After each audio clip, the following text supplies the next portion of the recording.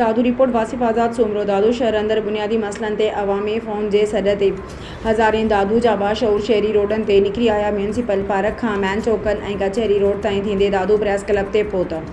दादू Awami forum जे chairman Sardar Ashiq Zaur Sindh press club Dadu सदर Aftab Jamali social media group जो सदर वासिफ आज़ाद सोमरो ज़मीर कोरे जो human rights forum of Pakistan Sindh जे सदर मुमताज़ अली पंवर ज़िले सदर सिकंदर अली पंवर अब्बास विघियो गुलण भंड कामरेड न्यास पंवर खादिम चांडियो वरियाम सिंधी रिज़वान मेमण अशरफ लगारी जिन मीडिया सां ॻाल्हाईंदे चयो त दादू शहर अंदर हथ राधू महांगाई बिजलीअ जी बदतरीन लोड शेडिंग शहरनि जो उजड़ जंजाल करे छॾियो आहे, उनखे ख़तमु कयो वञे।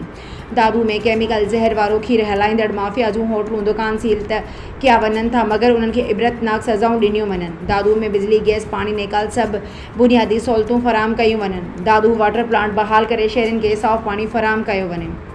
MN ड्रेन जे बंदनि खे मज़बूत करे दादू शहर खे ॿोअण वारी साज़िश बंदि कई वञे।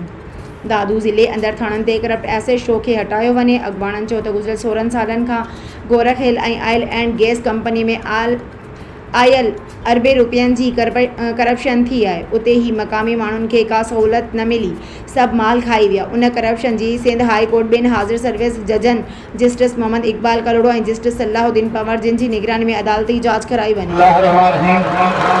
सभु खां वधि दादू जे माण्हुनि जा वॾा गढ़ वॾा कुर्ब वॾा असांजे पंहिंजे हक़नि लाइ उथिया आहिनि ऐं सुजागी थी आहे तव्हांखे तव्हांजा लखे अहसान। मां निहायती यकीन कयो शुक्रगुज़ार अॼु मायूस आहियूं असां, छो जो असां सां अॼु मौसम साईं मोहम्मद रमज़ान ख़ुश्क साईं अब्दुल हकीम लगारी साहिबु ऐं आलमानी साहिब जा वकील या फोरम में आहिनि गॾु। इंशाअल्लाह कामयाबी दादू जे माण्हुनि जी आहे ऐं उन्हनि सां गॾु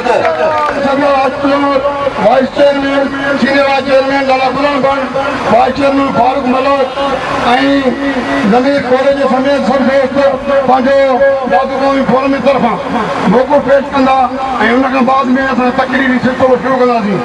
असांजो लाला गुलाम साईं पंहिंजे दोस्तनि समेत पंहिंजो प्रोग्राम दादू क़ौमी फोरम जो प्रोग्राम पेश कंदे।